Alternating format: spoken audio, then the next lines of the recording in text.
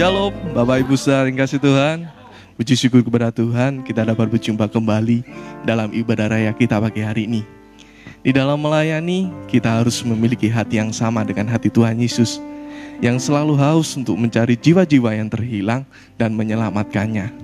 Janganlah kita melayani oleh karena dasar pamrih, tetapi marilah kita melayani oleh karena dasar kasih yang begitu besar kepada Tuhan.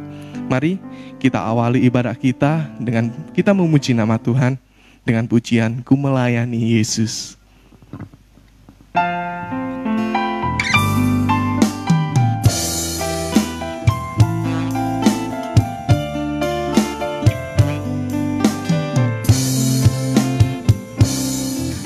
Tiada lebih indah ku melayani Yesus, walaupun berat dan sukar jalannya.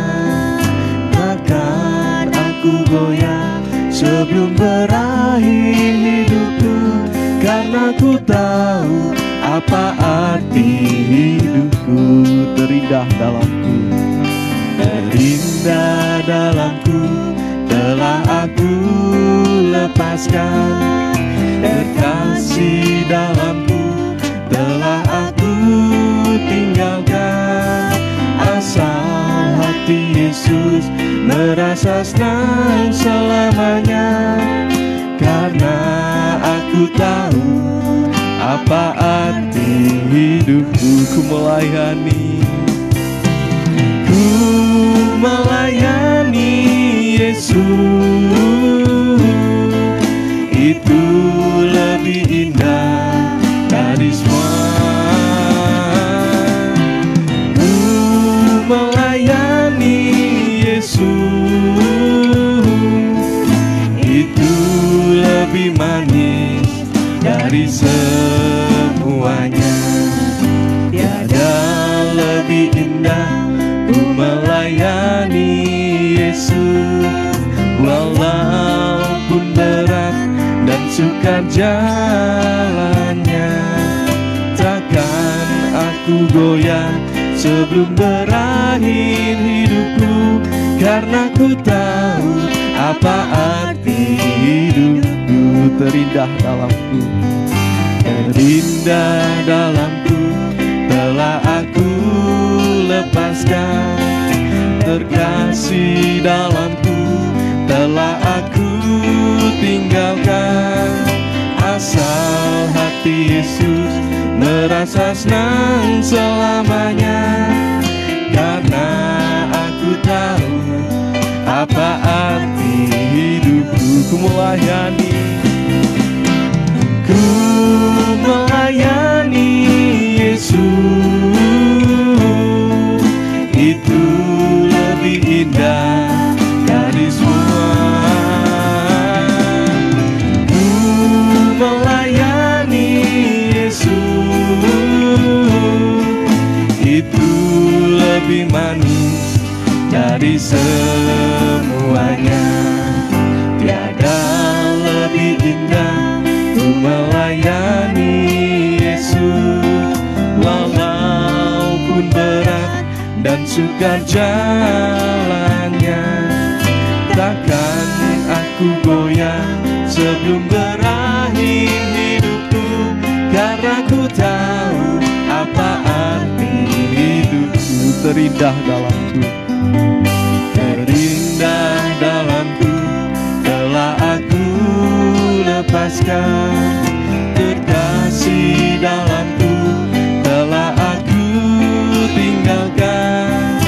Asal hati Yesus merasa senang selamanya, karena aku tahu apa arti hidupku. ku melayani Yesus, Ku melayani Yesus, itu lebih indah dari semua. Ku melayani Yesus, itu lebih manis dari semuanya. Ku melayani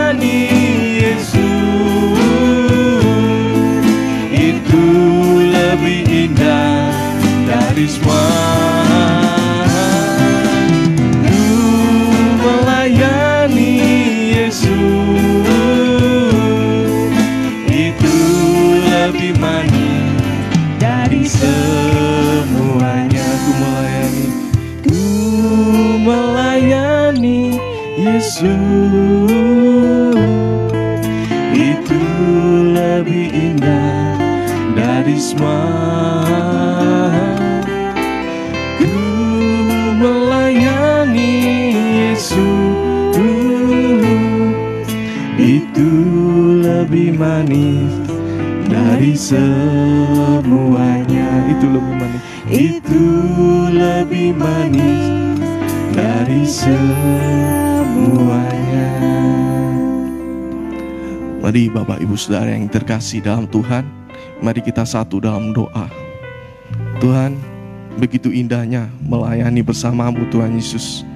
Pimpin setiap kami untuk dapat melayani sesama kami. Ajar kami untuk dapat mengesampingkan kepentingan dan keinginan pribadi kami Tuhan, sehingga kami bisa memberikan pertolongan bagi mereka yang membutuhkannya. Tuhan, terima kasih atas hari ini. Engkau mengizinkan kami kembali untuk dapat berkumpul bersama-sama untuk memuji dan memuliakan nama-Mu Tuhan. Biarlah Tuhan, apa yang kami persembahkan pada pagi hari ini semuanya untuk menyenangkan hati-Mu Tuhan.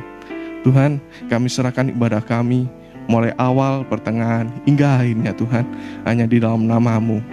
Terima kasih Tuhan Yesus, hanya di dalam nama Tuhan Yesus Kristus kami berdoa. Haleluya, amin. Sekali lagi shalom Bapak Ibu yang kasih Tuhan. Marilah kita melayani dengan hati yang tulus, tidak dengan bersungut-sungut atau saling menjatuhkan, tetapi marilah kita saling bekerja sama dan selalu rendah hati. Mari kita lanjutkan pujian kita dengan pujian Tuhan menetapkan tiap langkah-langkah orang.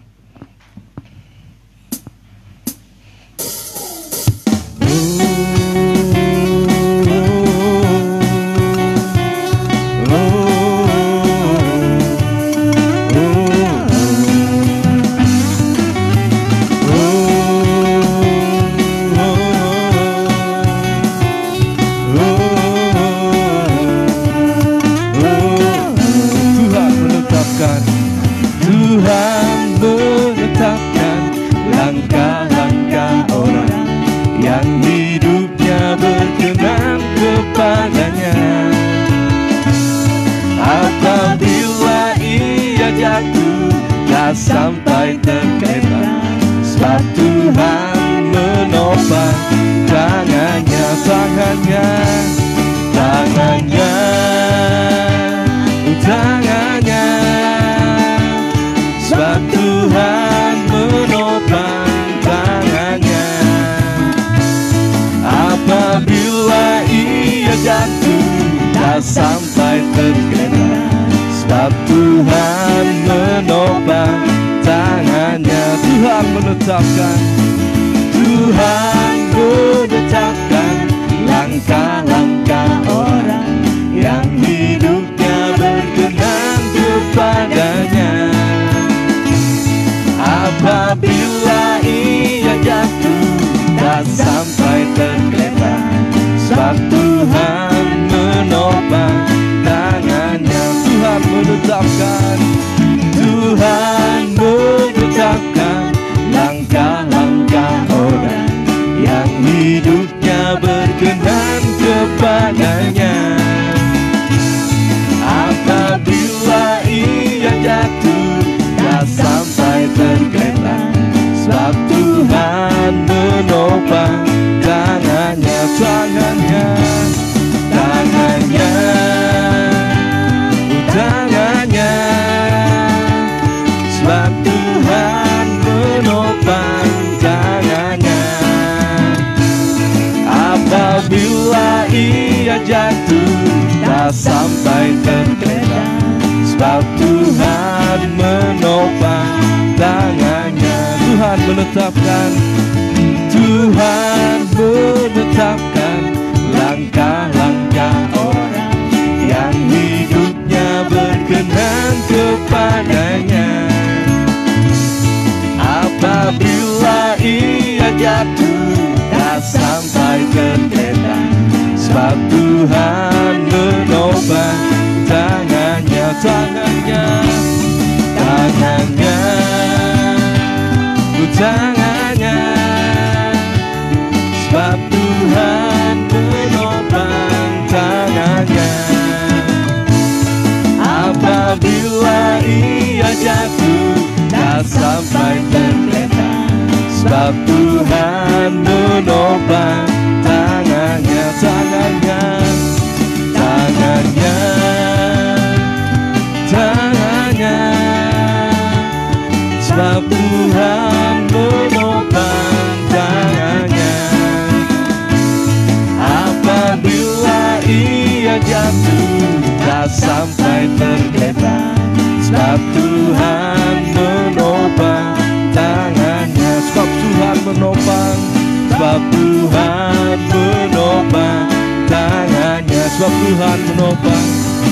saat Tuhan menopang tangannya. Puji nama Tuhan, kita sudah muji dan membesarkan nama Tuhan. Tiba waktunya bagi kita untuk menerima firman Tuhan. Mari kita siapkan hati, pikiran, dan telinga kita untuk menyambut firman Tuhan. Mari kita bersama-sama mujikan walau ku tak dapat melihat, walau ku tak dapat berharap Tuhan atas kenyataan hidupku, namun hatiku tetap memandang padamu. Kau ada untukku.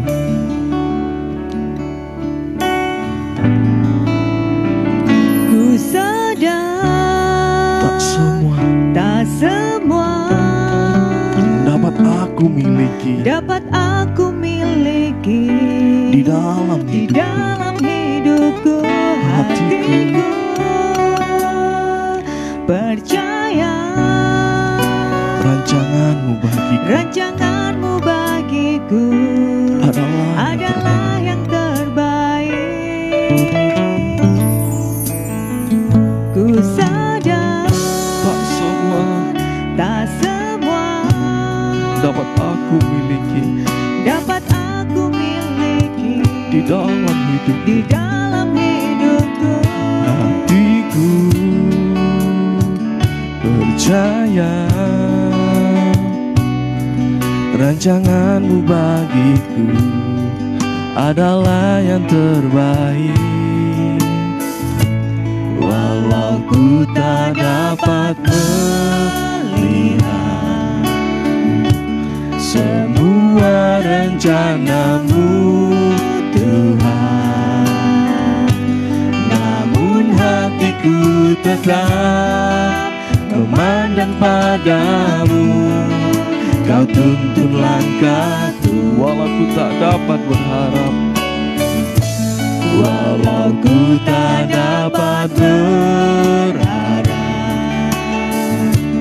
atas kenyataan hidupku, namun hatiku tetap memandang padamu. Kau ada untukku. Ku sadar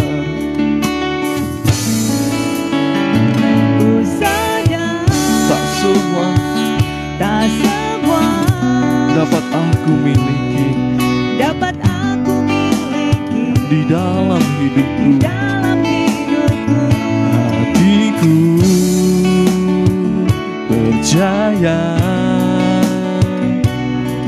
rancanganmu bagiku adalah yang terbaik.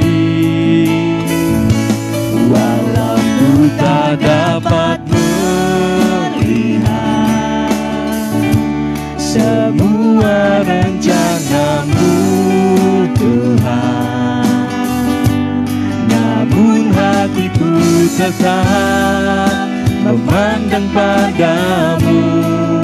Kau tuntun langkahku walau ku tak dapat berharap atas kenyataan hidupku, namun hatiku tetap memandang padamu. Kau ada untukku walau ku tak dapat melihat, walau ku tak dapat melihat semua rencanamu Tuhan, namun hatiku tetap memandang padamu. Kau tuntun langkahku walau ku tak dapat berharap, walau ku tak dapat berharap atas kenyataan hidupku, namun hatiku tetap memandang padamu. Kau ada untukku. Kami sadar Tuhan, ku sadar tak semua dapat aku miliki di dalam hidupku. Hatiku percaya rancanganmu bagiku adalah yang terbaik. Walau ku tak dapat melihat semua rencanamu Tuhan, namun hatiku tetap memandang padamu. Kau tuntun langkahku. Walau ku tak dapat berharap atas kenyataan hidupku, namun hatiku tetap memandang padamu.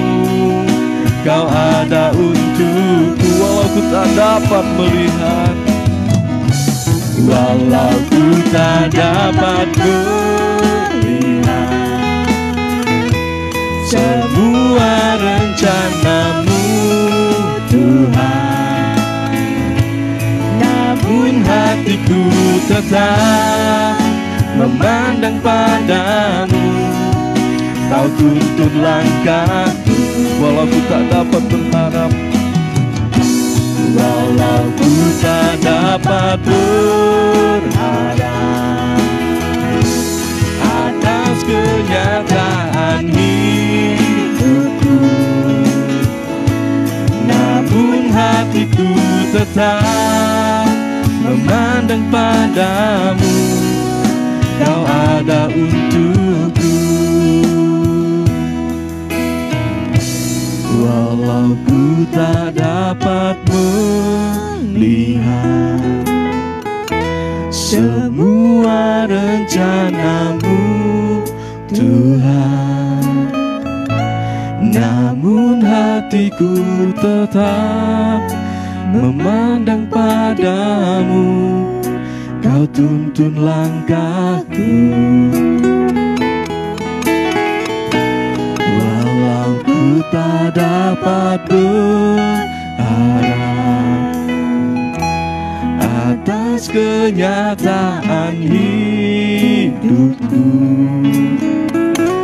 namun hatiku tetap memandang padamu. Kau ada untukku, namun hatiku tetap, namun hatiku tetap memandang padamu. Kau ada untukku. Kadang kenyataan tidak sesuai dengan harapan, tetapi ada yang lebih pasti daripada kenyataan, yaitu perkataan Yesus. Kalau Tuhan sudah berjanji suatu hal dalam kehidupan kita, maka Dia akan menepatinya.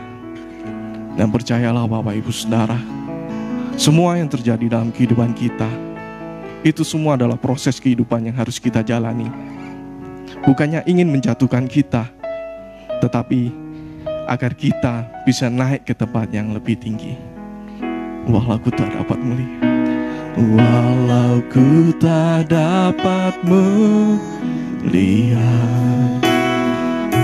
semua rencanamu Tuhan, namun hatiku tetap memandang padamu. Kau tuntun langkahku. Walau ku tak dapat berharap Tuhan, walau ku tak dapat berharap atas kenyataan hidupku, hatiku tetap memandang padamu. Kau ada untukku walau ku tak dapat melihat, walau ku tak dapat melihat semua rencanamu Tuhan, namun hatiku tetap memandang padamu. Kau tuntun langkahku, walau ku tak dapat berharap atas kenyataan hidupku,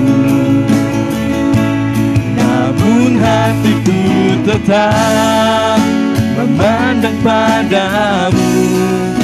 Kau ada untukku walau ku tak dapat melihat, walau ku tak dapat melihat semua rencanamu Tuhan, namun hatiku tetap memandang padamu. Kau tuntun langkahku walau ku tak dapat berharap, walau ku tak dapat berharap atas kenyataan hidupku, namun hatiku tetap memandang padamu. Kau ada untukku, namun hatiku tetap memandang padamu. Kau ada untukku. Mari bersama-sama kita berdoa. Tuhan, kami sadar tak semuanya dapat kami miliki dalam kehidupan ini Tuhan. Tetapi kami percaya Tuhan, rancangan-Mu adalah rancangan yang terbaik Tuhan. Semua yang tidak mungkin akan menjadi mungkin bagi-Mu Tuhan Yesus. Tuhan, kami mau menerima firman-Mu pada pagi hari ini. Semoga dengan firman Tuhan yang kami terima pada pagi hari ini bisa memberikan kekuatan bagi kami, bisa menjadi rema dalam kehidupan kami Tuhan Yesus. Terima kasih Tuhan Yesus, terima kasih. Hanya di dalam nama Tuhan Yesus kami berdoa. Haleluya, amin. Pelayanan selanjutnya saya serahkan kepada Bapak Gembala.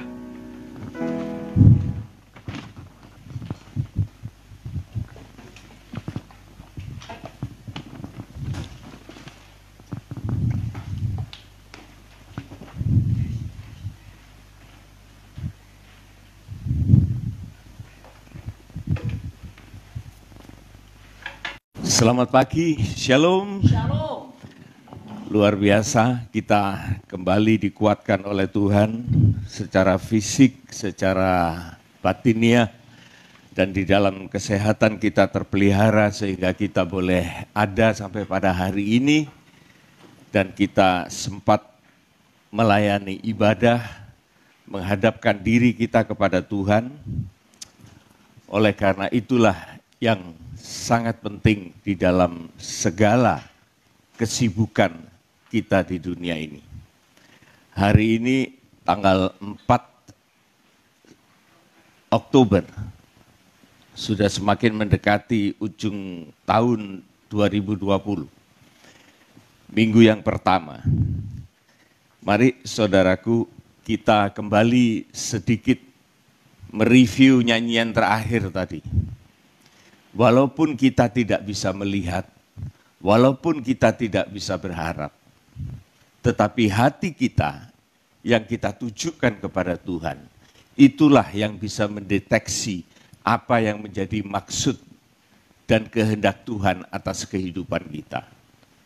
Saya tadi merenungkan nyanyian terakhir itu dan saya mendapat suatu kepastian bahwa firman Tuhan pada pagi hari ini sejalan dengan apa yang kita sudah persembahkan dalam bentuk puji-pujian kepada Tuhan.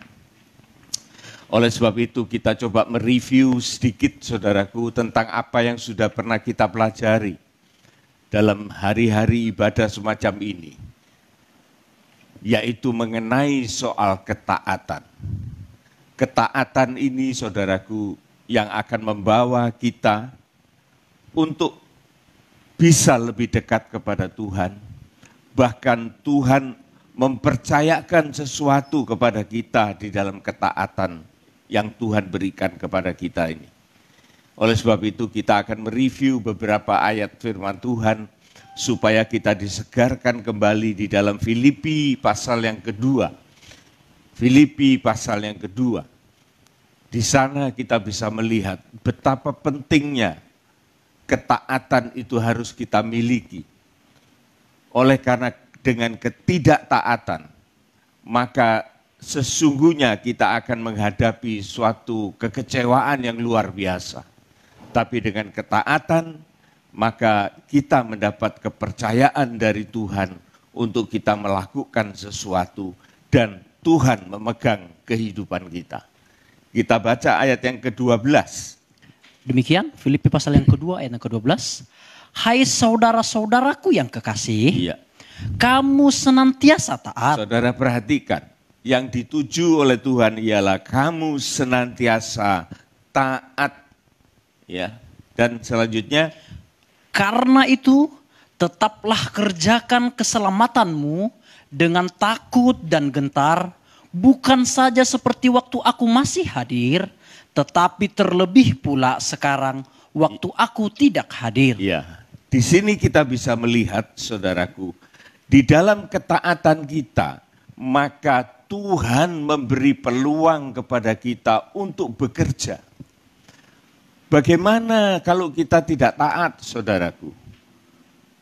Kita saja secara manusiawi, jikalau kita mempunyai seorang utusan atau seorang yang menjadi bawahan kita, kemudian kita berikan sesuatu tugas, dan dia tidak ada ketaatan dalam tugas itu. Apa yang bisa kita terima dari dia? Maka berantakan segala apa yang kita tugaskan kepada dia.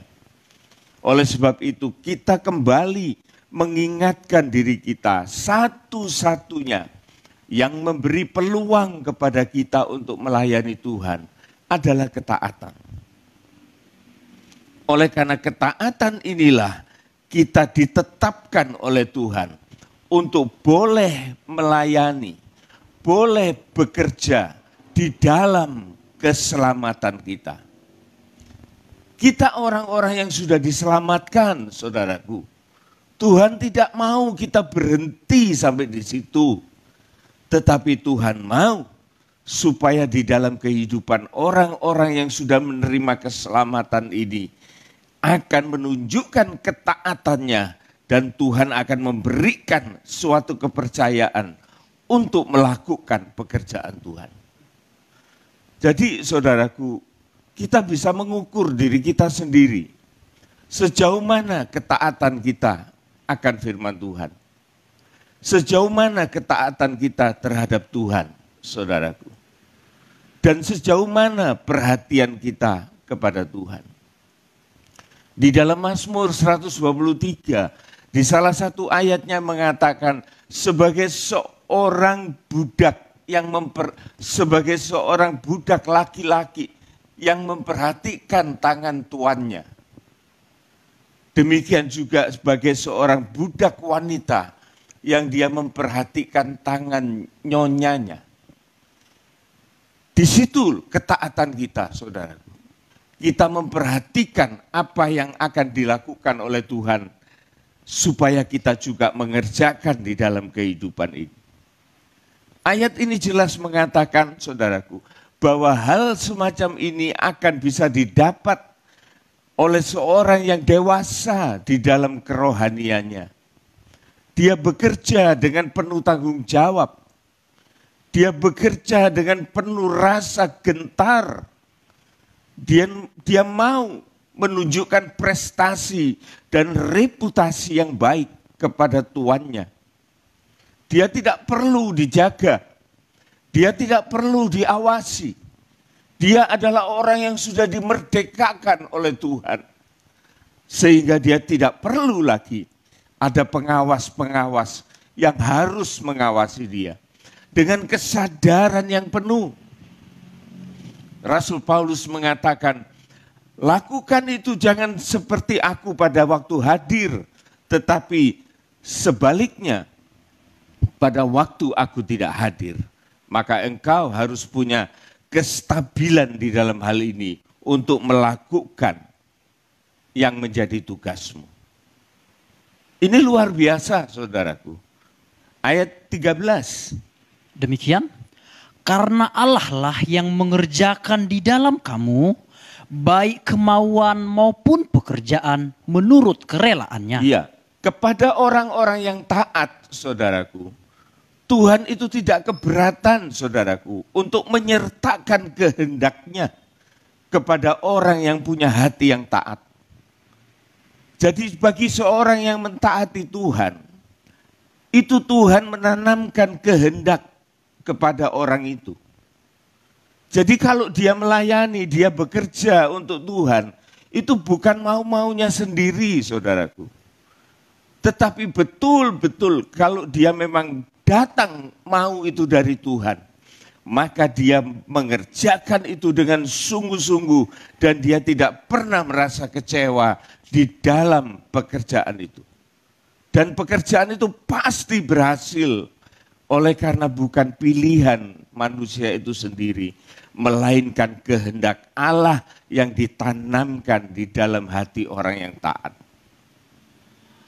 Jadi ini saudaraku, ini perasaan hati kita supaya kita juga mengontrol hubungan kita dengan Tuhan. Bagaimana ketaatan kita?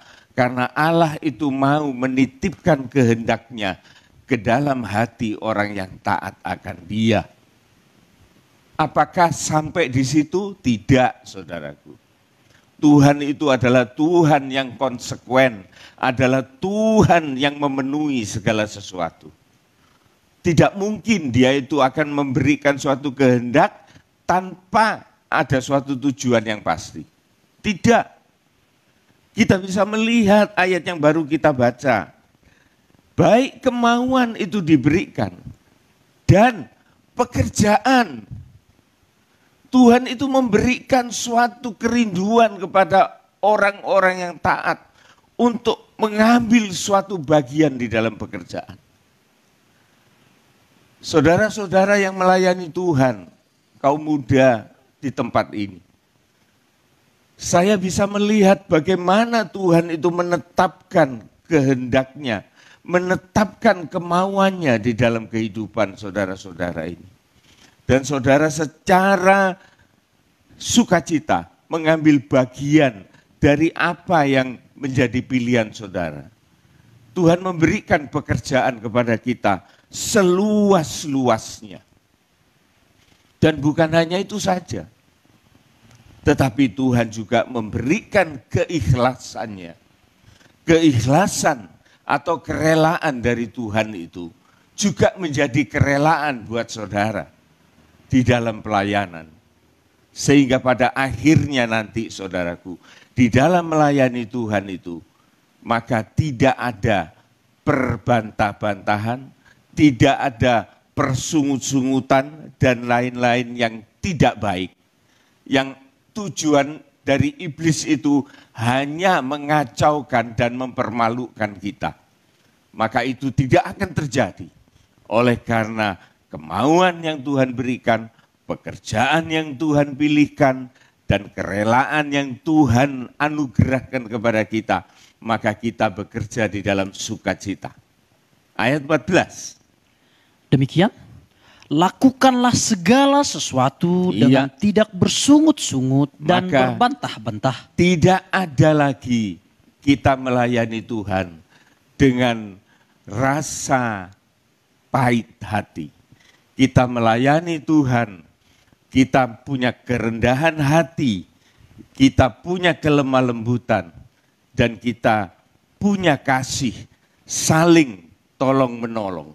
Dan kita punya kesabaran di dalam kita memberikan kesempatan kepada teman-teman kita.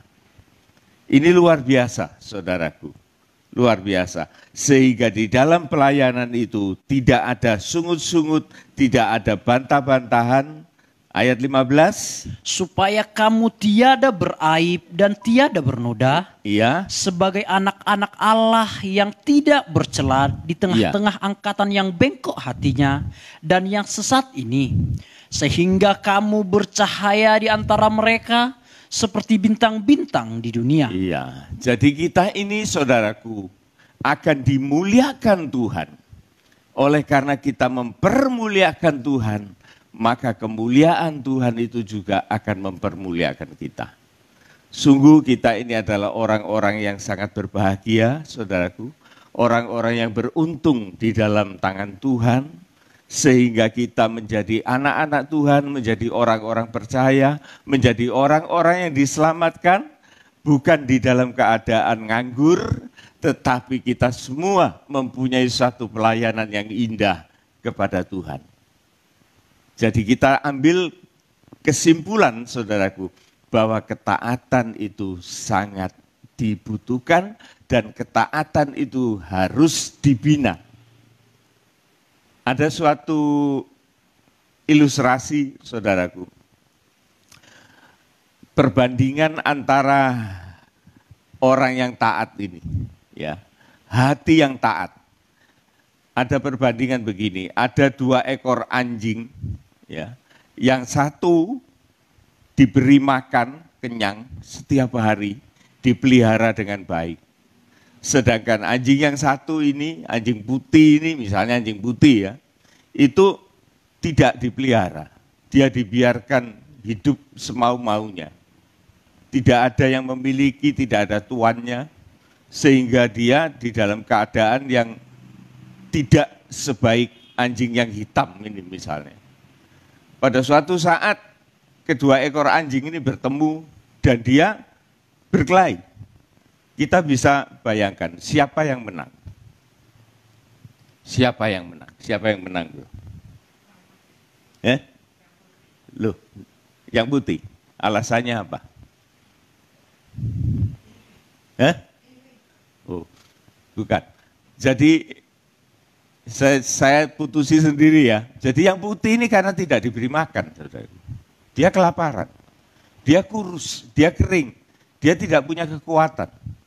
Sedangkan anjing yang hitam ini, saudaraku, oleh karena dia terpelihara baik, dia mempunyai suatu stamina yang bagus, suatu keadaan yang bagus, kekuatan yang bagus. Ketika mereka bertempur, maka yang hitam ini akan unggul, akan menjadi pemenang. Itu sudah pasti, saudaraku. Demikian juga dengan hati kita. Harus selalu kita isi dengan makanan-makanan rohani.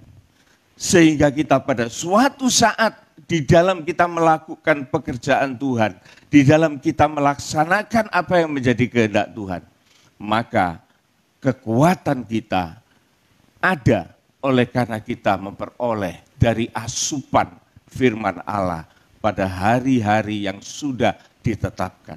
Bahkan setiap hari kita menerima asupan firman Tuhan. Jadi ini merupakan suatu gambaran kasar, saudara. Betapa bahagianya kita dalam keadaan-keadaan kita beribadah, kita selalu diisi oleh gizi yang kuat yang dari surga, yaitu firman Allah. Seperti pada hari ini. Nah, saudaraku, kita akan melanjutkan. Kita akan pindah kepada Amsal pasal yang keempat. Pasal yang keempat. Kita melihat pada ayat yang ke-23. Amsal 4 ayat yang ke-23, demikian firman Tuhan. Jagalah hatimu dengan segala kewaspadaan, karena dari situlah terpancar kehidupan. Iya. Terus? Buanglah mulut serong daripadamu, Iya. dan jauhkanlah bibir yang dolak-dalik daripadamu. Iya. Terus? Biarlah matamu memandang terus ke depan, dan tatapan matamu tetap ke muka. Iya. Saudara perhatikan 3 ayat dari Amsal ini, saudaraku, memberitahukan kepada kita. Tadi dalam pembukaan tadi saya mengatakan bahwa kita tidak bisa melihat, tetapi hati kita yang berbicara. Hati yang taat, yang sudah dipersiapkan untuk dipakai oleh Tuhan. Tetapi sekarang saya mau mengambil kesempatan ini untuk kembali kepada pokok masalah, yaitu hati kita. Jaga hatimu dengan penuh kewaspadaan.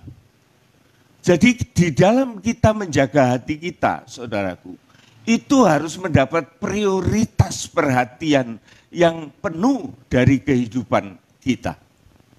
Tidak boleh kita menjaga hati kita dengan sembarangan.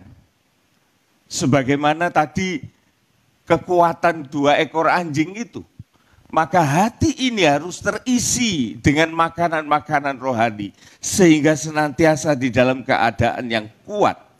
Karena disitulah terpancar kehidupan. Saudara, saya ingin memberikan suatu tips dari firman Tuhan. Bagaimana cara kita menjaga hati. Hati ini harus terisi, saudaraku. Kita melihat suatu cerita di dalam Lukas pasal yang ke-11. Lukas pasal yang ke-11. Lukas yang ke-11 ayat 24. Ini suatu cerita yang cukup populer. Tetapi pada saat ini, saudaraku, kita akan melihat cerita ini sebagai suatu yang perlu kita perhatikan dengan sungguh-sungguh. Apa itu? Ayat yang ke-24 demikian firman Tuhan.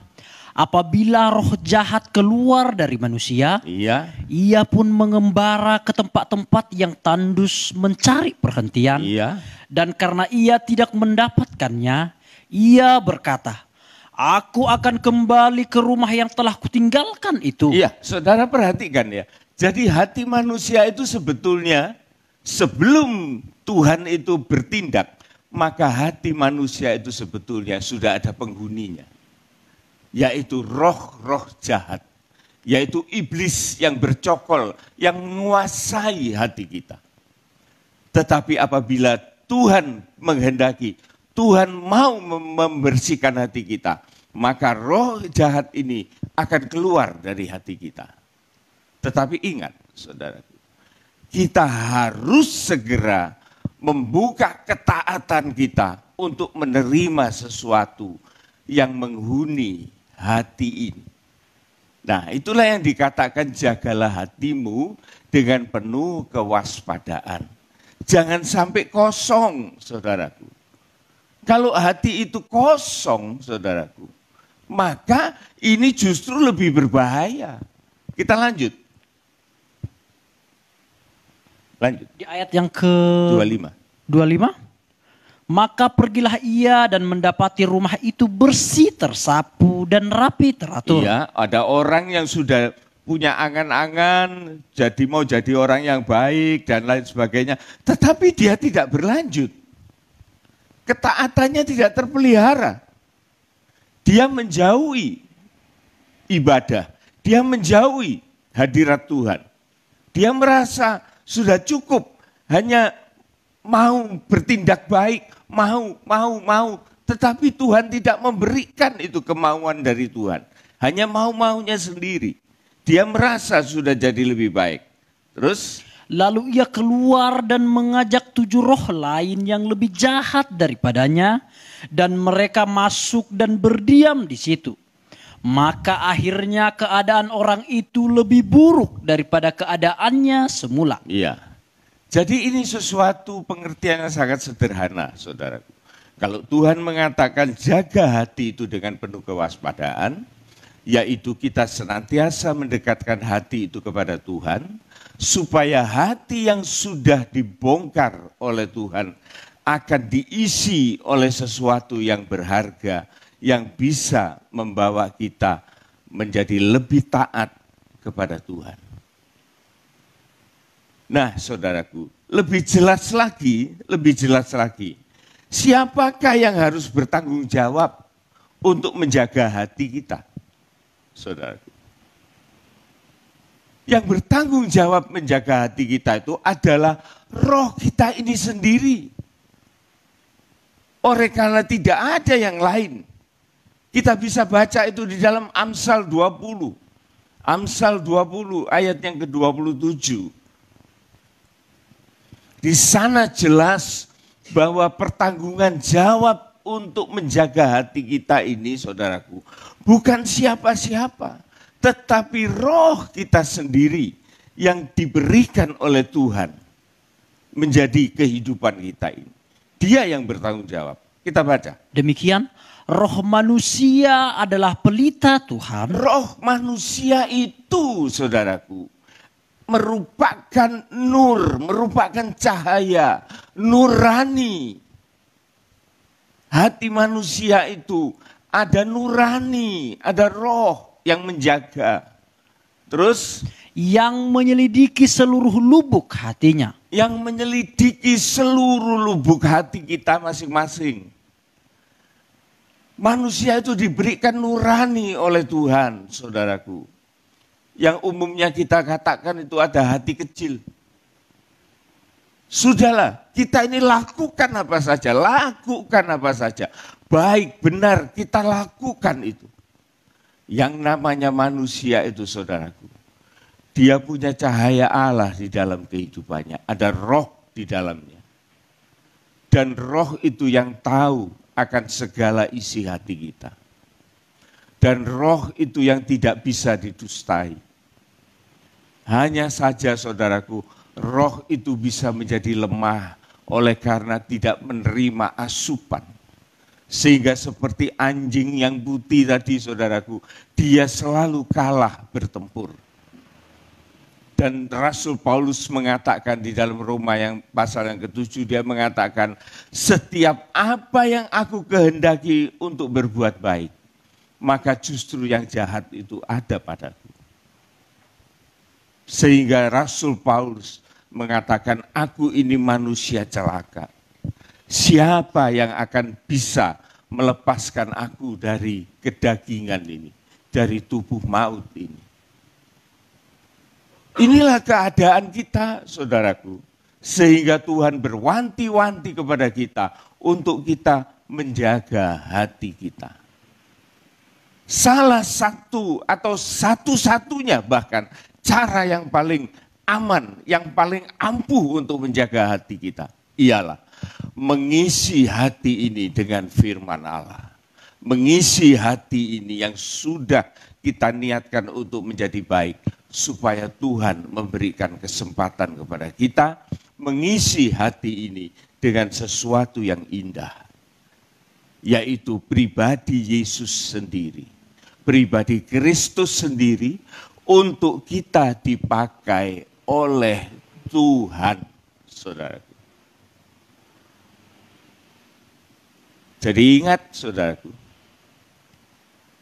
ketaatan itu ada kaitannya dengan hati yang terisi oleh firman Kristus, oleh firman Allah. Supaya kita menjaga hati kita. Hati kita ini, saudaraku, adalah dijaga oleh pribadi kita sendiri, tanggung jawab dari roh kita sendiri, saudaraku.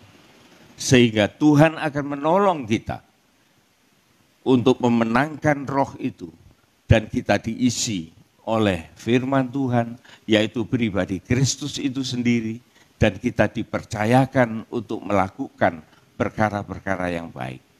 Kita lihat, saudaraku, di dalam 1 Petrus 3 ayat yang ke-15. Ini prakteknya, saudaraku.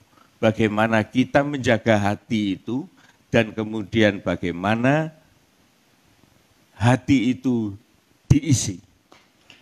Ayat yang ke-15 demikian. Tetapi kuduskanlah Kristus di dalam hatimu sebagai Tuhan. Iya. Terus? Dan siap sedialah pada segala waktu untuk memberi pertanggungan jawab. Kita akan diminta pertanggungan jawab, saudaraku. Jadi hati kita ini terisi dan kita harus bertanggung jawab. Terus apa itu?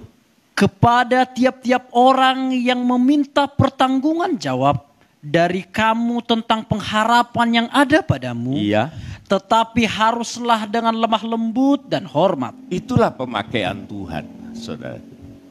Itulah pemakaian Tuhan.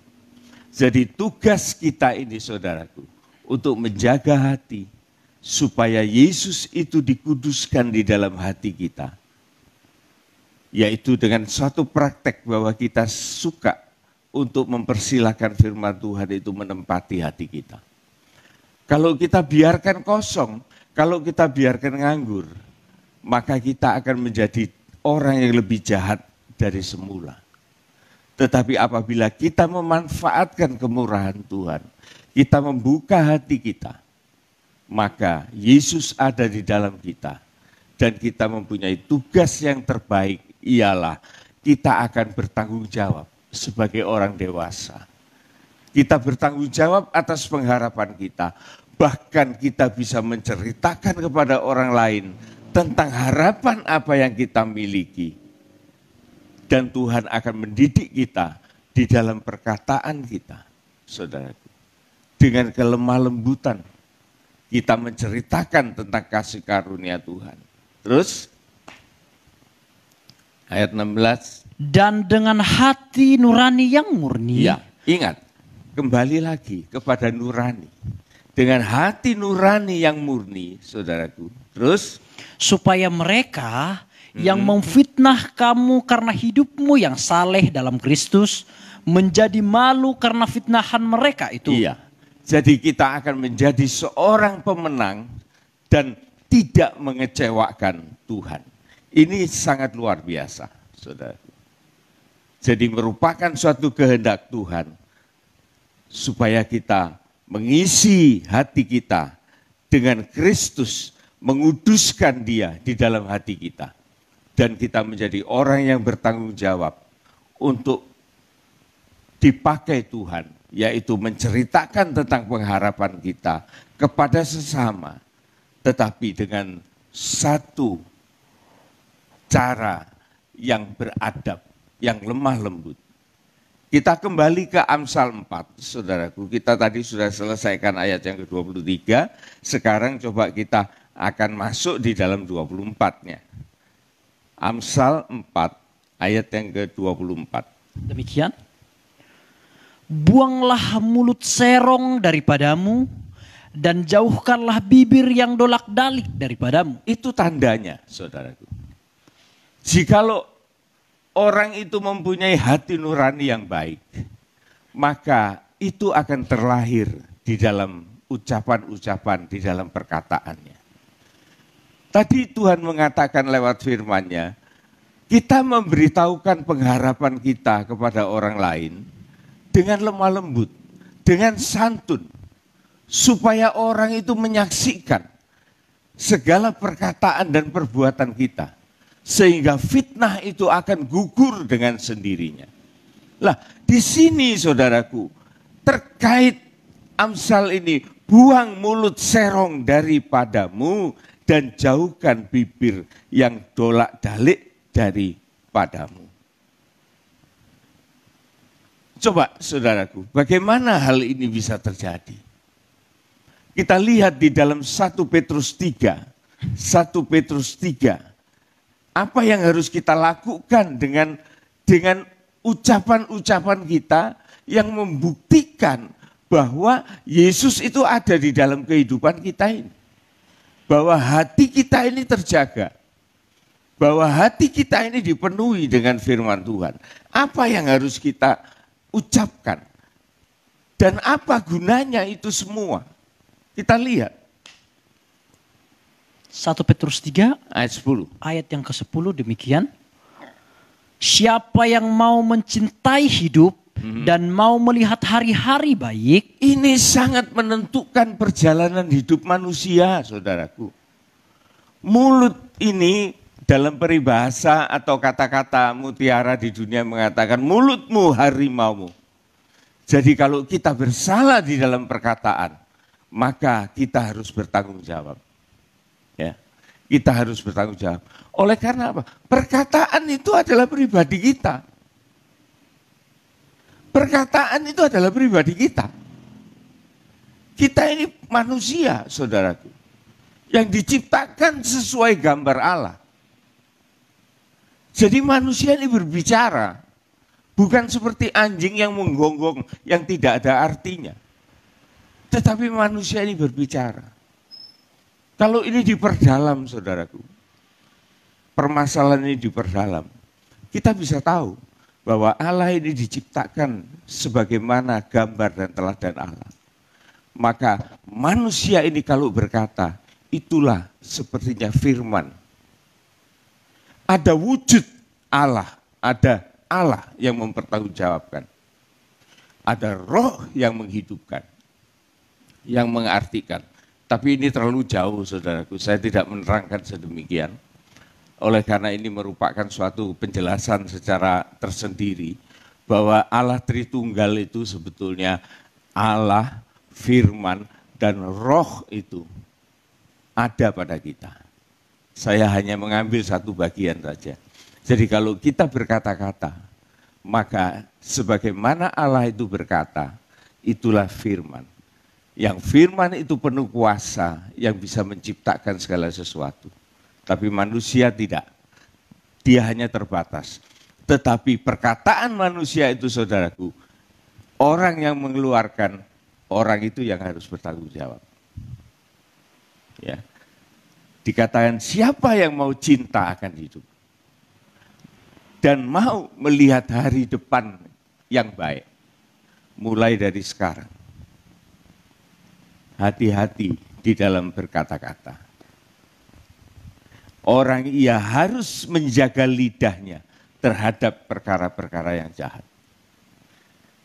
Mungkin sekarang, saudaraku, kita ngomong itu tidak ada efeknya, tidak ada respon apa-apa.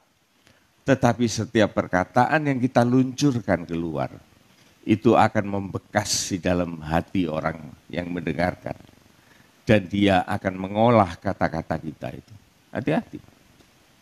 Kita akan bisa melihat sifat tabiat seseorang itu dari perkataannya. Dari kalimat-kalimat yang meluncur dari mulut orang itu. Maka kita bisa tahu kepribadian siapa orang itu. Nah ini, saudara. Dia harus menjaga lidahnya terhadap sesuatu yang jahat. Dan bibirnya terhadap ucapan-ucapan yang menipu. Nanti kita lihat, saudara. Saya akan menyediakan suatu tokoh yang dia dipakai oleh Tuhan. Mendapat prioritas dari Tuhan luar biasa. Tetapi dia tidak mempersiapkan hatinya. Pada waktu dia menjalankan tugas, hatinya goncang. Dia melihat sesuatu yang lebih menyenangkan. Di dalam hatinya ada pertarungan antara nurani dengan kedagingannya. Akhirnya dimenangkan kedagingannya oleh karena hatinya tidak pernah terisi oleh firman Tuhan. Maka orang ini sungguh-sungguh mendapatkan suatu kegagalan total di dalam kehidupannya. Siapa yang mau mencintai hidup dan mau melihat hari depan yang baik, ia harus berjaga dengan lidahnya terhadap yang jahat dan bibirnya terhadap ucapan-ucapan yang menipu. Terus ayat 11. Ia harus menjauhi yang jahat. Dia harus menjauhi kejahatan. Terus? Dan melakukan yang baik. Berusaha untuk melakukan kebajikan. Terus? Ia harus mencari perdamaian dan berusaha mendapatkannya. Dia harus punya usaha untuk mendamaikan dirinya kepada Tuhan dan kepada sesama. Dan dia harus berusaha itu dengan sungguh-sungguh, mencari dengan sungguh-sungguh untuk mendapatkan itu. Ini saudaraku, yang dikatakan oleh firman Tuhan, buanglah mulut serong itu daripadamu, dan jauhkanlah bibir yang dolak-dalik, artinya menipu, artinya tidak punya kepastian. Ya. Itu sumbernya dari hati, saudara. Jaga hatimu dengan segala kewaspadaan, karena disitulah akan terpancar kehidupanmu. Buang mulut serong daripadamu dan jauhkan dolak-dalik daripadamu. Jadi inilah kehidupan yang terpelihara, saudaraku.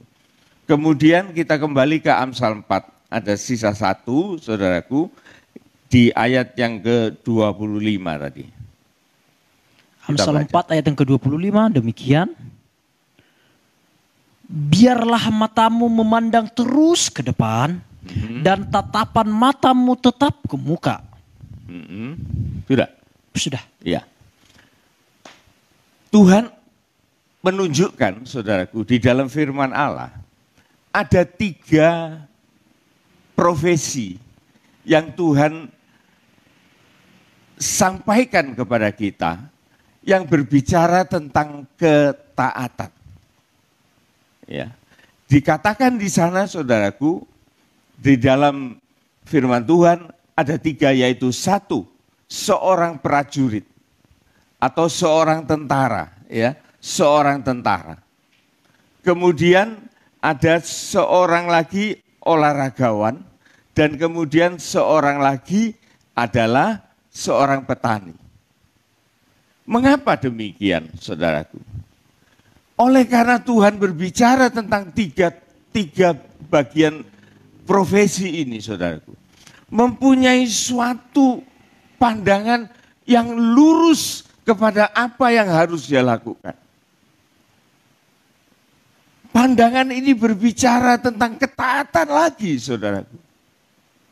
Seorang tentara itu, seorang prajurit itu, saudaraku, dia harus mempunyai ketaatan yang luar biasa. Ketaatan terhadap komando dari komandannya. Dia harus punya keberanian. Dia harus punya ketaatan penuh.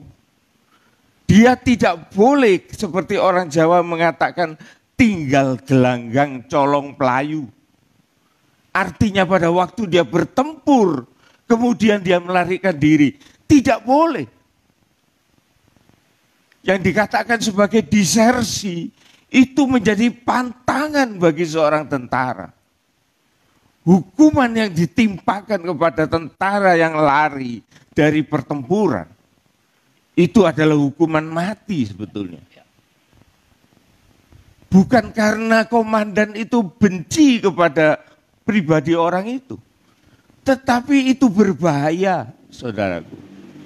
Bagi seorang yang lari dari medan pertempuran, kalau dia tertembak, itu jauh lebih untung. Jauh lebih selamat. Daripada seorang tentara yang pada waktu berperang, dia lari, ketangkap oleh musuh. Wah, itu masalahnya panjang, saudaraku. Tentara itu bisa disiksa sampai dia mengaku bagaimana keadaan teman-temannya, berapa orang, strategi, rencana perangnya. Yang mati itu nanti bukan hanya pelari, tentara yang lari itu saja. Tetapi seluruh pasukan yang perang itu bisa hancur oleh karena satu orang yang lari ini. Oleh sebab itu firman Tuhan memakai seorang prajurit. Ketaatannya luar biasa, keberaniannya luar biasa. Seorang pelomba itu juga punya ketaatan yang luar biasa. Ketaatan akan sportivitasnya. Seorang petani, dia juga punya ketaatan untuk menetapkan atau untuk mengikuti musim tanam apa yang harus dia tanam. Jadi semuanya ini berbicara, saudaraku, soal ketaatan. Biarlah matamu memandang terus ke depan dan tatapan matamu tetap ke muka. Jadi tidak ada kebimbangan di dalam hati kita. Ini yang sangat kita perhatikan, saudara. Jadi ketiga ayat di dalam Amsal yang keempat ini mengatakan, jagalah hatimu dengan penuh kewaspadaan, karena di situ kelihatan pribadimu. Ya. Untuk itu kita harus berhati-hati. Buanglah mulut serong daripadamu dan jauhkanlah bibir yang dolak-dalik daripadamu. Jadi hati keluar dari mulut, ya. Biar matamu memandang terus ke depan, ketaatan itu terpelihara, hanya melihat Yesus, supaya kita mencontoh Dia dan tatapan kita tetap ke depan. Ada ayat yang mengatakan, firman-Mu pelita bagi kakiku dan suluh bagi jalanku. Di Mazmur 119 itu salah satu ayatnya mengatakan itu. Kenapa, saudaraku? Oleh karena firman pada kaki kita, dia menerangi hal-hal yang dekat, yang akan kita segera langkai. Tetapi juga firman itu merupakan suluh yang melihat sesuatu dari jauh. Kalau kita naik mobil, saudaraku, ada lampu kota, ada lampu dim. Itulah gambaran firman Tuhan. Jikalau kita berjalan, kita melihat jalan yang kita langkai. Tetapi apabila kita mau melihat belok-belokan dari jauh, maka dim itu akan kita nyalakan. Maka kita melihat keadaan yang lebih jauh. Itulah firman Tuhan. Sehingga Tuhan mengatakan tatapan mata ke depan. Dengan firman itu akan menjelaskan setiap langkah kita dan akan menempatkan kita pada suatu jalan yang menuju kemenangan. Saya akan menutup firman Tuhan ini dengan salah satu contoh, saudaraku, yang bisa kita ambil di dalam kitab 1 Samuel pasal yang ke-15. Kita ambil ayat-ayat ini, tapi sebelumnya saya ingin mengajak kita untuk membaca di dalam, sebentar ya, di dalam Roma 15 ayat yang keempat. Kita akan membaca lebih dulu Roma 15 ayat yang keempat. Demikian. Supaya kita akan menghayati contoh ini dengan suatu pengertian yang bagus. Roma 5 ayat yang ke 15. Oh, 15. Ayat yang keempat. Roma 15 ayat yang keempat, demikian firman Tuhan. Sebab segala sesuatu yang ditulis dahulu, itu cerita-cerita perjanjian lama, saudaraku. Apa yang ditulis dahulu, terus telah ditulis untuk menjadi pelajaran bagi kita. untuk sekarang, kalau kita membaca tulisan-tulisan yang dulu, maka itu berguna untuk kita belajar. Ya, seperti tadi kita belajar kan, Amsal pasal yang keempat tadi, ayat 23. gitu, itu kan sudah lama ditulis, tapi kita baca sekarang. Dan itu merupakan sesuatu yang harus kita pelajari. Jadi firman Tuhan itu tidak pernah usang, saudaraku. Jangan pernah mengatakan firman Tuhan ini sudah usang. Tidak. Yang usang itu hati kita. Tapi kalau hati kita ingin diperbarui oleh Tuhan, merindu diisi oleh firman Tuhan, maka firman yang masuk di dalam hati kita itu bukan sesuatu yang usang, tetapi dengan pengertian harus kita pelajari. Ulangi. Sebab segala sesuatu yang ditulis dahulu, Terus telah ditulis untuk menjadi pelajaran bagi kita. harus kita belajar dari itu. Terus Supaya kita teguh berpegang pada pengharapan oleh ketekunan dan penghiburan dari kitab suci. yaitu, saudaraku. Saudara camkan ini, ayat ini sederhana. Cuma satu ini, saya ketemu ini dan kemudian hati saya bersuka cita.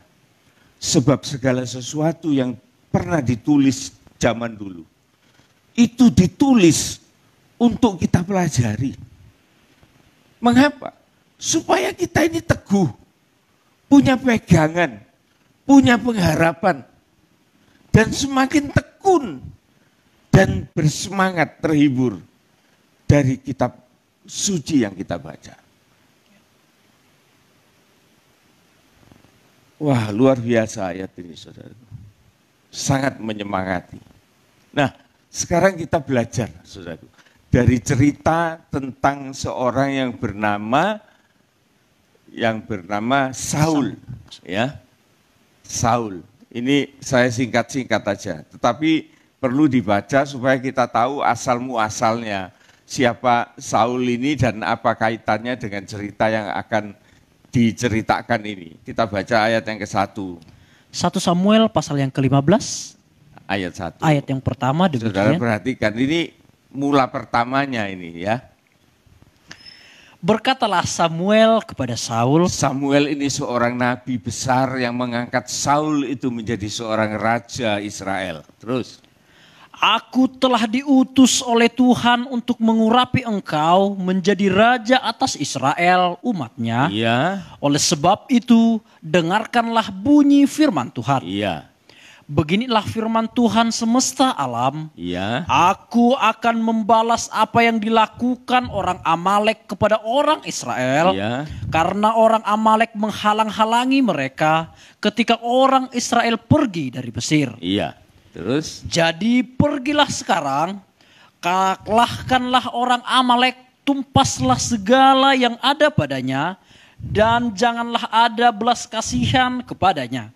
Iya. Bunuhlah semuanya, laki-laki maupun perempuan, kanak-kanak maupun anak-anak yang menyusu, Iya. lembu maupun domba, unta maupun keledai. Kalau saudara baca ini, saudara ya, saudara tidak akan bisa memahami dengan keadaan masa kini.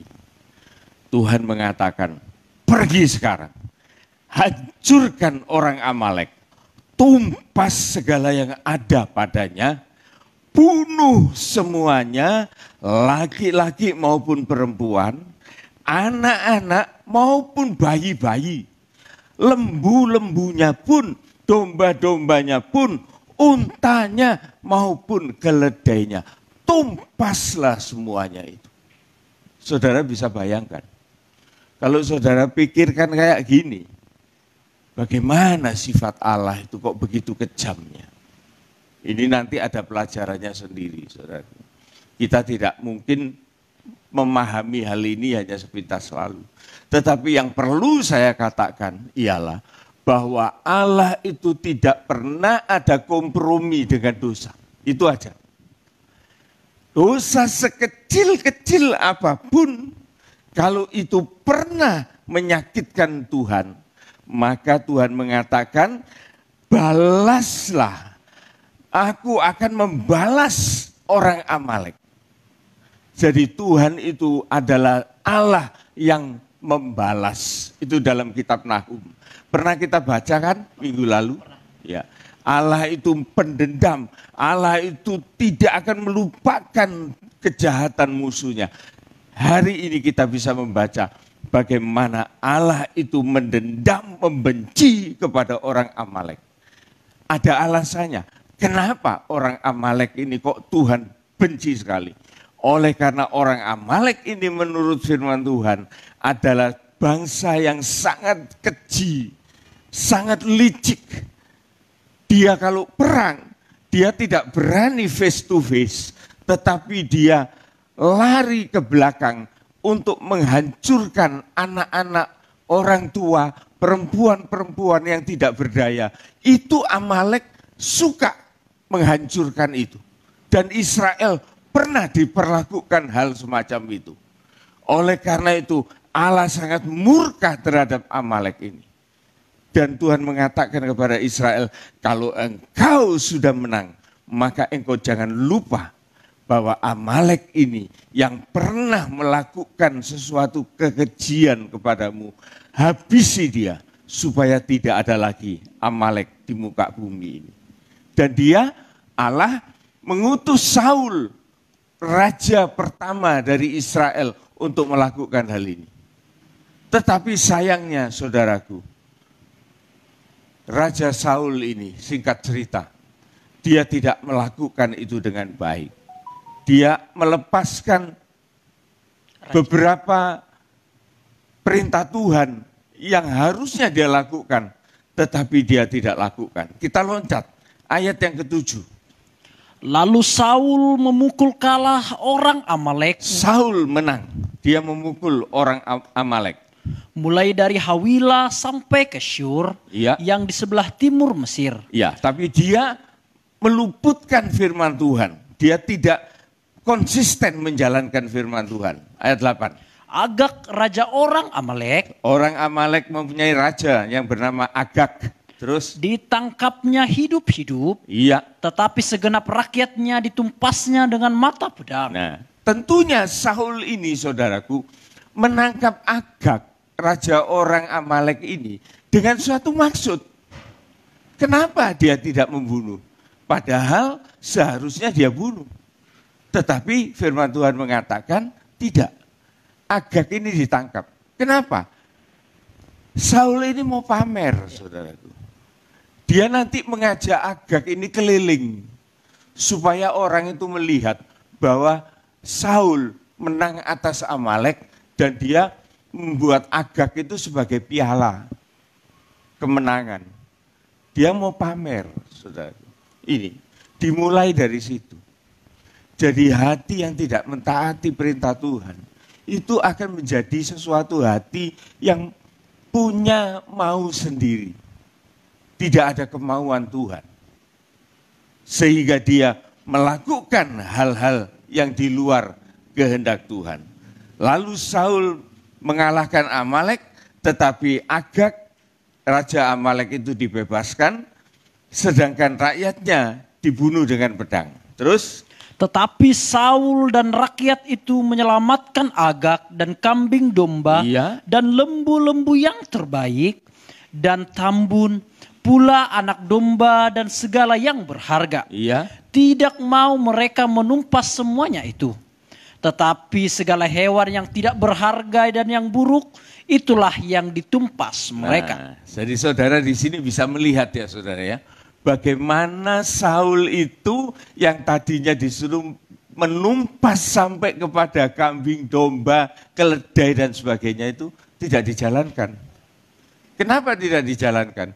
Demi kepentingannya sendiri. Ketaatannya itu tidak ada, saudaraku. Ini salah satu contoh orang yang tidak taat. Ya. Dan kemudian kita lompat ayat yang ke-13, pada waktu dia berhadapan dengan Samuel. Apa yang dikatakan oleh Saul ini? Saul tadi sudah melenceng sudah dari kehendak Tuhan. Tapi pada waktu Saul ketemu dengan Samuel, apa yang dikatakan oleh Saul ini?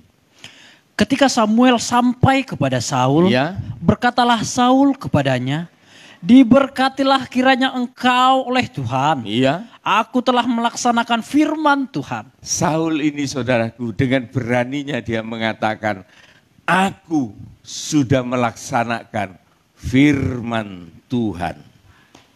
Ya. Jadi mulutnya ini sudah tidak bisa dipercaya saudaraku. Dolak-dalik.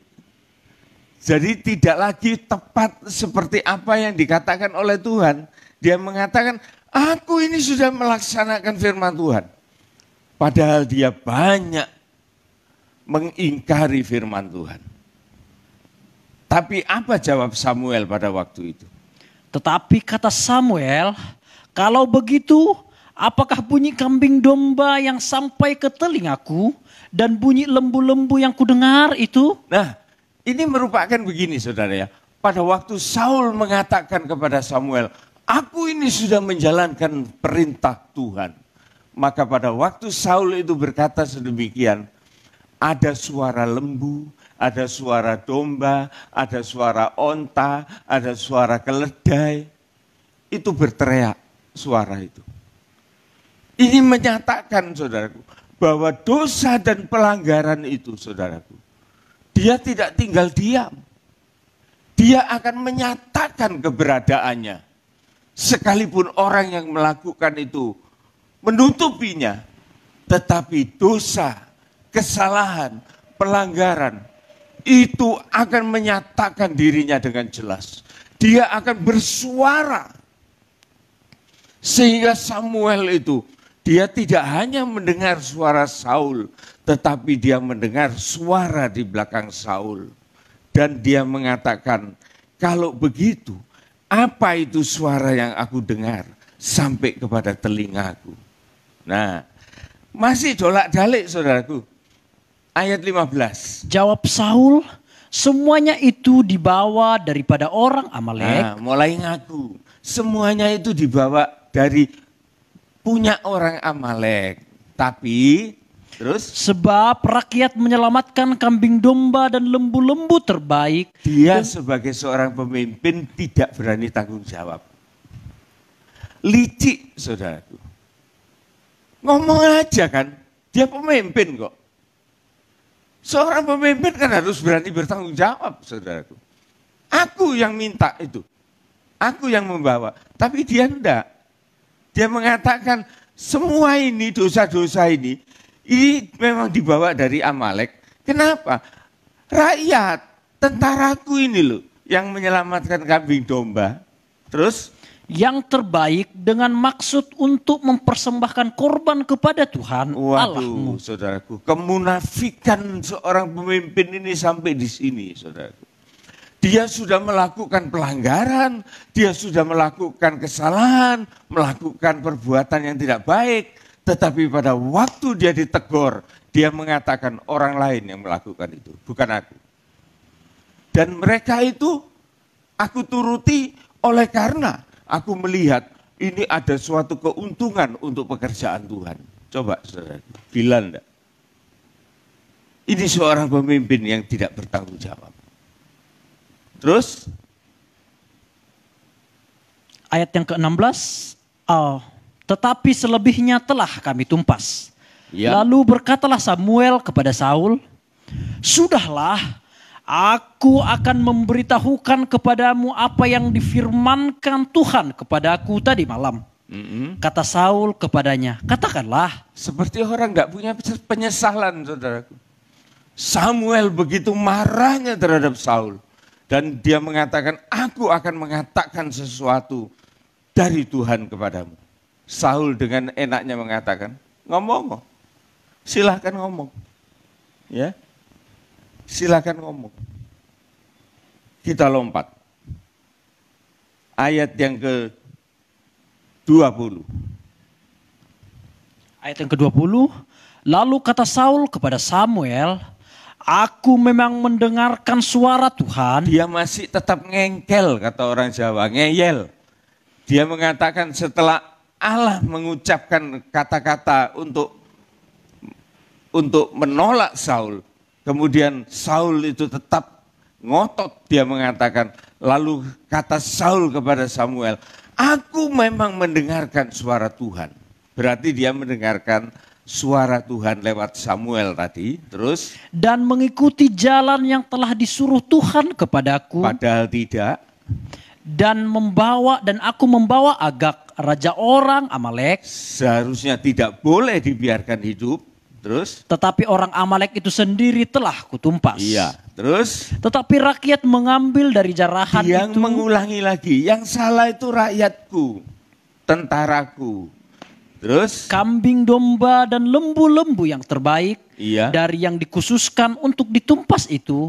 Untuk mempersembahkan korban kepada Tuhan Allahmu di Gilgal. Iya. Jadi dengan alasan-alasan yang rohani. Saudara lihat ya, ada orang itu yang bisa begitu loh. Dengan alasan-alasan yang rohani, dia melakukan pelanggaran-pelanggaran.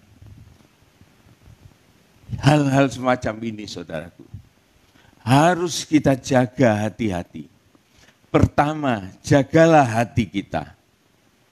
Jagalah hati kita. Supaya kita tidak melakukan hal-hal semacam apa yang dilakukan oleh Saul. Kita baca ayat penutup saudaraku.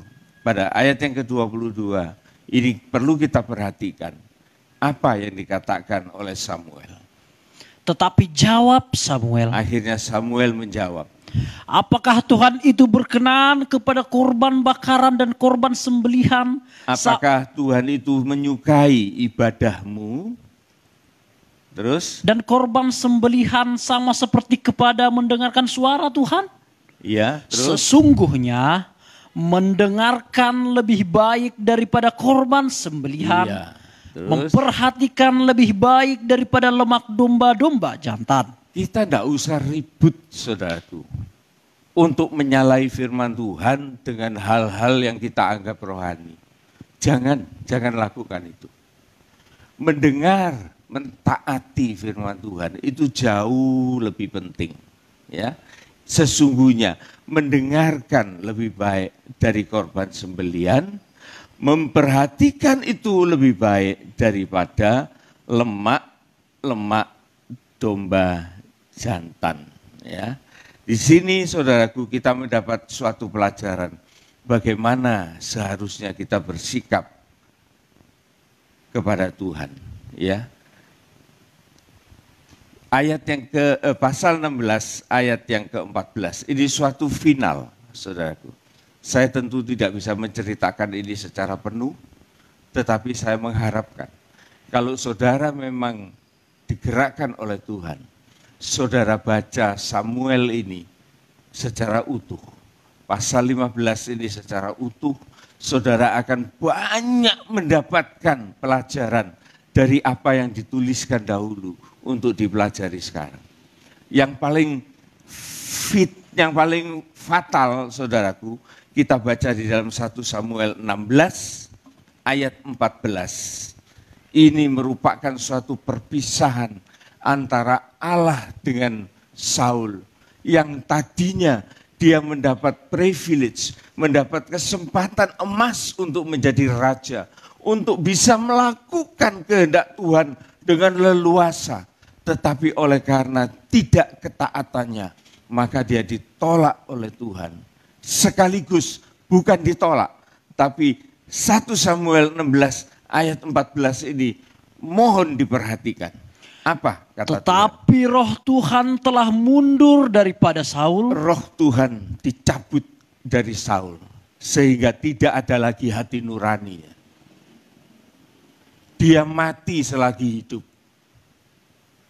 Itulah manusia yang berpisah dari Tuhan. Hati nuraninya mati. Tapi orangnya hidup, tinggal nyawanya. Tapi kebinatangan menguasai kehidupannya. Tidak ada lagi hati nurani. Terus? Dan sekarang ia diganggu oleh roh jahat yang daripada Tuhan. Dia dimasuki seizin Tuhan. Oleh karena memang hati yang kosong. Dimasuki dengan setan-setan yang lebih jahat.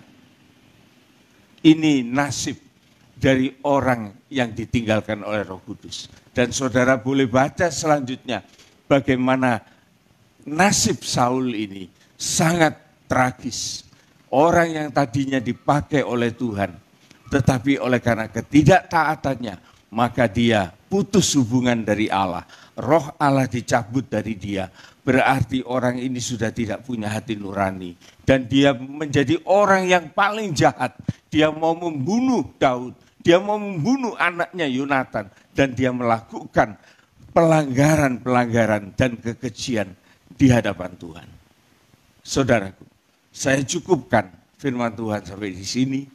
Supaya kita boleh mengerti apa yang harus kita perbuat di dalam kehidupan kita. Jaga hati kita, saudaraku. Satu-satunya cara menjaga hati kita ialah mempersilahkan Kristus ada di dalam kita. Dan kita akan dipakai oleh Tuhan dengan leluasa untuk menyatakan kebaikan Tuhan atas orang-orang yang minta pertanggungan jawab kepada kita. Kita akan menyanyikan sebuah nyanyian, saudaraku. Saya minta saudari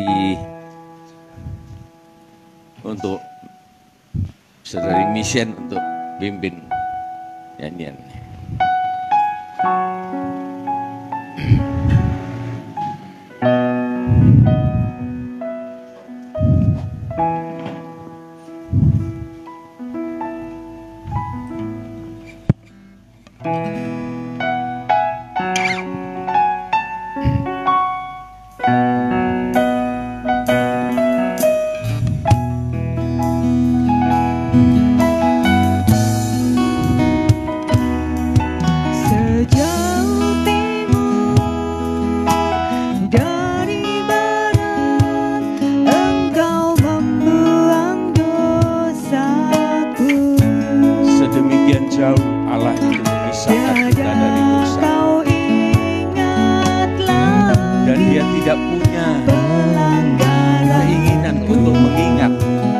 kembali akan dosa-dosa kita. Jauh ke dalam tubir laut, Dia sudah melemparkan segala dosa kita. dosaku. Tiada kau perhitungkan kesalahan. Sesungguhnya Dia tidak ingin memperhitungkan segala dosa kita. Betapa besar kasih pengampunanmu Tuhan. Tak kau pandang hina hati Yang hancur, hati yang hancur, Tuhan tidak menghinakan.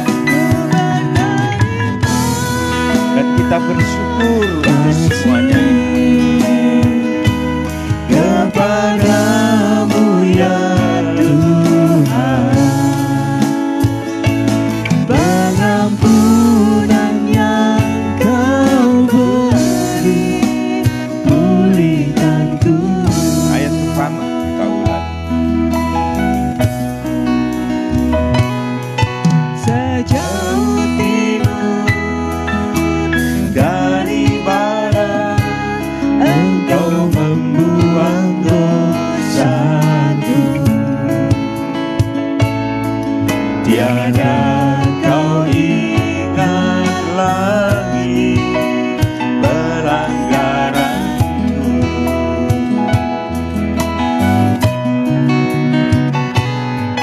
Jauh ke dalam tubir laut, kau melemparkan dosaku. Tiada kau perhitungkan kesalahanku.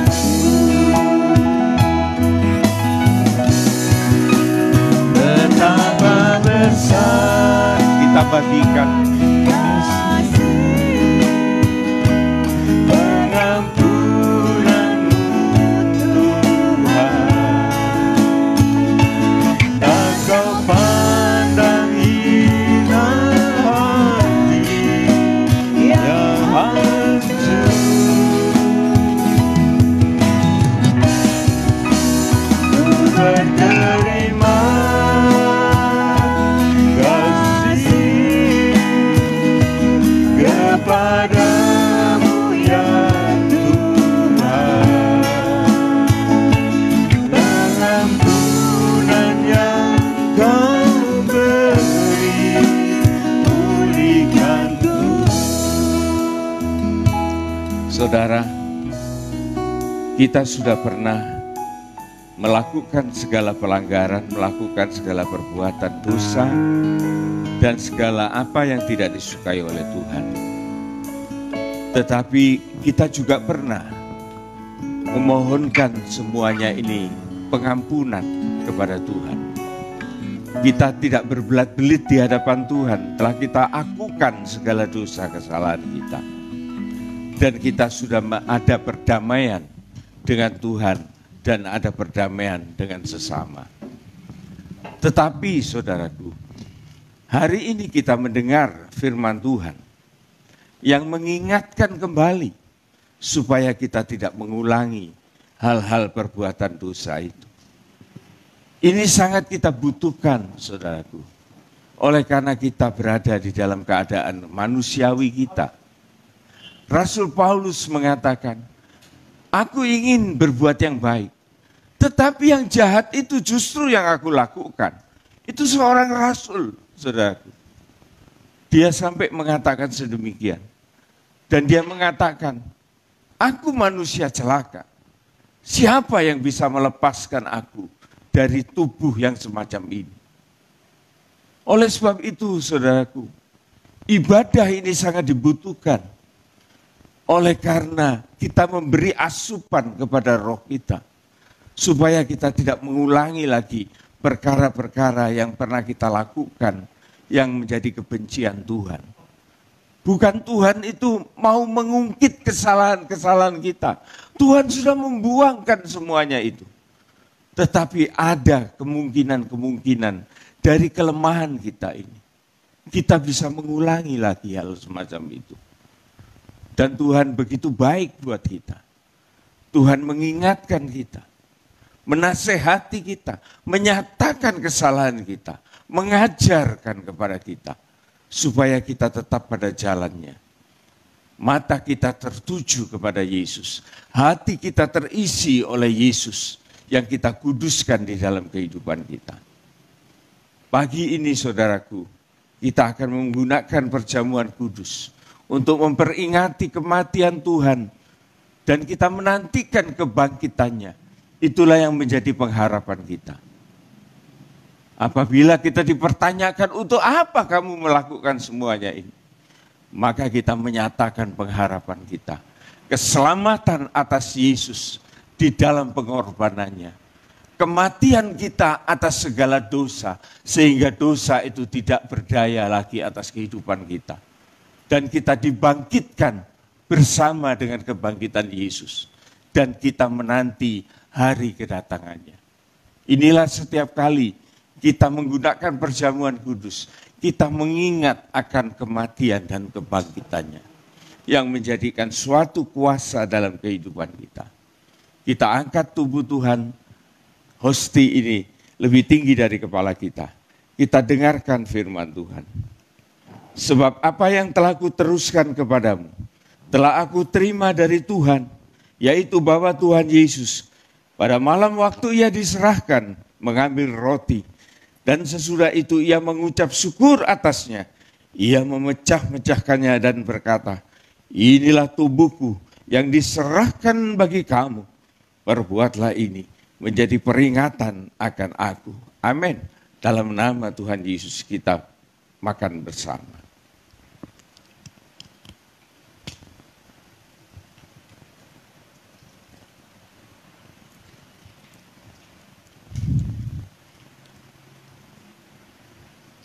Kita angkat cawan lebih tinggi dari kepala kita.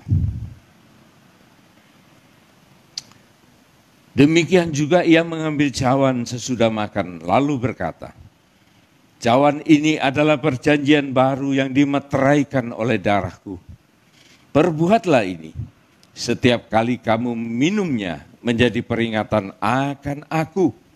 Sebab setiap kali kamu makan roti ini dan minum dari cawan ini, kamu memberitakan kematian Tuhan sampai ia datang.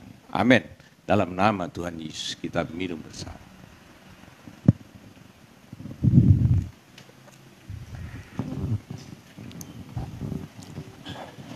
Kita nyanyikan kur, betapa besar kasih pengampunanmu Tuhan. Kita menyembah Tuhan.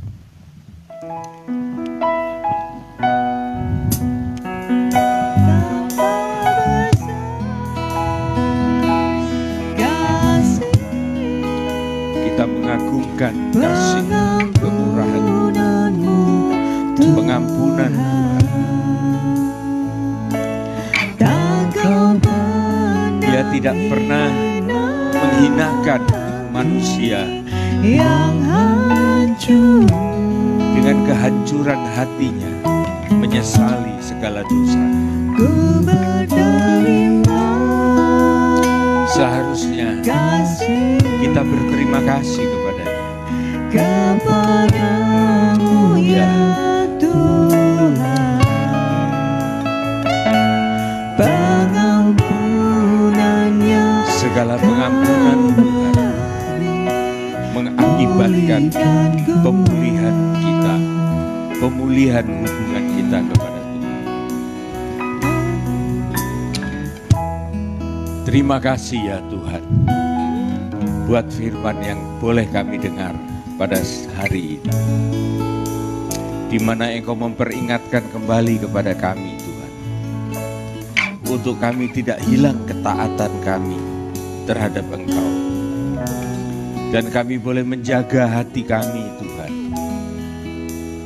untuk kami boleh berkata-kata di dalam kebenaran, dan mata kami tertuju kepada Engkau. Bahkan hati kami terpenuhi juga dengan kekudusan Tuhan, sehingga Engkau memakai kami Tuhan dengan secara leluasa, dan kami boleh menyenangkan hati Tuhan. Sesungguhnya Engkau memakai kehidupan kami, namun kami harus belajar di dalam kehidupan kami Tuhan, supaya di dalam perjalanan hidup yang masih ada ini, kami tetap konsisten di dalam jalan Tuhan. Terima kasih untuk peringatan firman Tuhan yang kembali Engkau mengungkapkan seorang tokoh yang bernama Saul di dalam Alkitab. Yang Engkau sudah pakai dia, yang Engkau sudah muliakan dia, yang Engkau sudah mengambil dia dari kerendahannya, supaya ia dipakai untuk menjadi pemimpin, menjadi seorang raja. Tetapi Tuhan, kami melihat ketaatan itu telah dilanggar, dan dia tidak menepati apa yang menjadi kehendak Tuhan. Maka pemakaian Tuhan itu terhenti bukan oleh karena Tuhan mau menghentikan, tetapi Saul yang tidak layak untuk melakukan itu. Tuhan, doa kami pada pagi hari ini, jangan kami Tuhan mengulangi perbuatan Saul itu di dalam hidup ini. Tetapi biarlah firman yang telah kami dengar itu memberi kemampuan, kekuatan, dan kami akan lanjut di dalam penyertaan dalam jalan Tuhan. Terima kasih Tuhan. Saat ini juga kami berdoa untuk siapa ini? Cheryl ulang tahun. Juga untuk Bapak Chandra yang ulang tahun juga. Tuhan, kami membawa anak Cheryl dan Bapak Chandra ini kepada Tuhan, dan di dalam sukacitanya Engkau telah memperpanjang usianya. Tetapi Tuhan, kami mohonkan bukan hanya sebatas ini, tetapi kami mohonkan Tuhan, Engkau juga memakai anak ini, juga memakai Bapak Chandra ini Tuhan, untuk masuk di dalam pelayanan pekerjaan Tuhan. Engkau kaitkan Tuhan mereka semua ini di dalam pelayanan yang sedang berjalan di Kota Lumajang ini. Terima kasih Tuhan, berikan kekuatan, kesehatan, dan kepandaian bagi anak Cheryl ini Tuhan, supaya di dalam kedewasaannya Engkau akan memakai kehidupannya, dan juga Engkau berikan hikmat akal budi kepada Bapak Chandra ini Tuhan, supaya Engkau boleh memakai kehidupan ini untuk memuliakan Tuhan.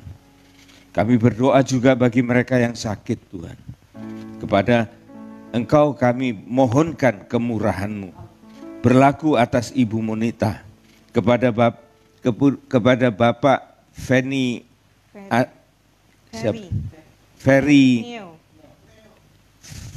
Neo. Tuhan, biar kiranya Engkau memberikan kepada mereka Tuhan kuasa kesembuhan, pemulihan yang baik bagi tubuhnya, untuk boleh mendapat kesempurnaan dalam kesehatannya. Segala kuasa-kuasa yang bukan dari Allah, yang membahayakan iman mereka di dalam penderitaannya, itu kami tengking di dalam nama Yesus. Segala kuasa-kuasa iblis Engkau singkir keluar, dan Engkau tidak berhak bagi orang-orang yang sudah ditebus oleh darah Yesus. Terima kasih Tuhan, terima kasih. Engkau mendengar segala doa kami, dan Engkau memberikan suatu jalan keluar yang baik bagi segala apa yang menjadi tanggungan kami. Terpujilah nama Tuhan. Kami berdoa bagi sidang jemaat Jatiroto, GPT Lumajang, GPT Jatiroto, dan bahkan kepada siapapun yang mendengarkan firman Tuhan saat ini. Biar kiranya Allah, Bapa, Putra, dan Roh Kudus memberkati kita semua dengan segala berkat anugerah kasih sayangnya, dan kita hidup di dalam pemeliharaannya, diberkati dalam segala jalan hidup kita. Kita akan melanjutkan segala aktivitas pada hari ini, sertai Tuhan, dan kita menerima berkat ini untuk kita juga menjadi berkat bagi sesama. Dan sampai Tuhan Yesus datang kembali. Dalam nama Tuhan Yesus Kristus, kami sudah berdoa. Amin, amin, amin.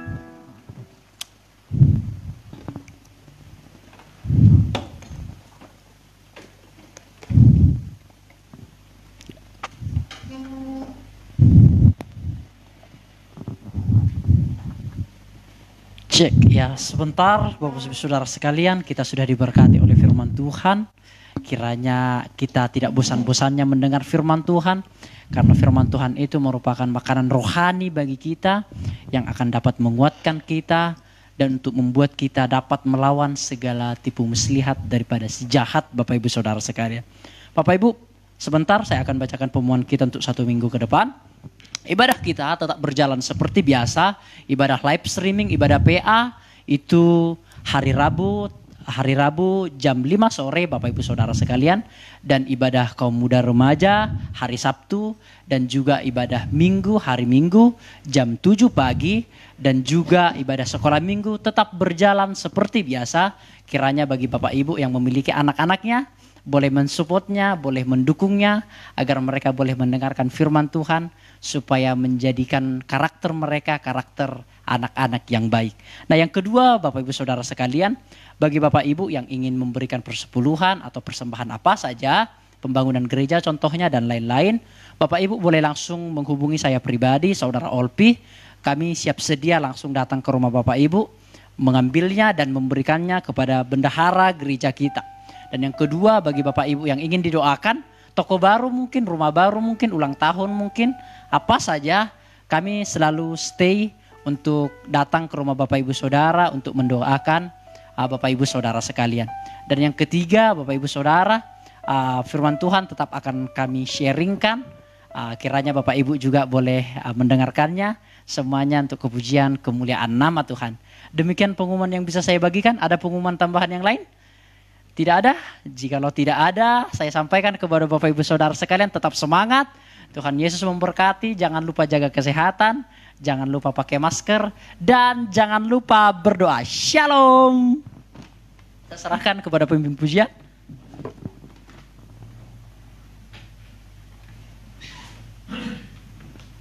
Sebelum kita berpisah, mari bersama-sama kita memujikan walau ku tak dapat melihat.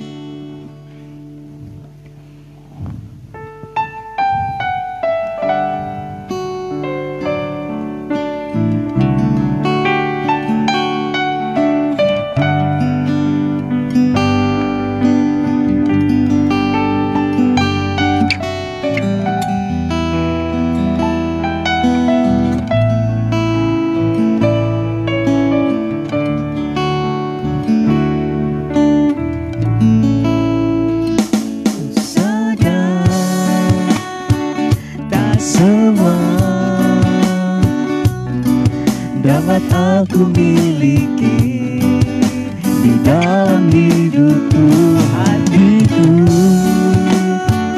percaya rancanganmu bagiku adalah yang terbaik. Ku sadar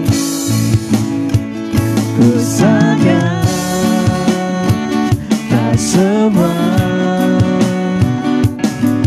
dapat aku miliki di dalam hidupku, hatiku percaya rancanganmu bagiku adalah yang terbaik. Walau ku tak dapat melihat semua rencanamu Tuhan, namun hatiku tetap padamu. Kau tuntun langkahku walau ku tak dapat berharap, walau ku tak dapat berharap atas kenyataan hidupku, namun hatiku tetap memandang padamu. Kau ada untukku walau ku tak dapat melihat, walau ku tak dapat melihat semua rencanamu Tuhan, namun hatiku tetap memandang padamu. Kau tuntun langkahku walau ku tak dapat berharap atas kenyataan hidupku, namun hatiku tetap memandang padamu. Kau ada untukku, namun hatiku tetap, namun hatiku tetap memandang padamu. Kau ada untukku, namun hatiku tetap, namun hatiku tetap memandang padamu. Kau ada untukku. Selamat hari Minggu, Tuhan Yesus memberkati.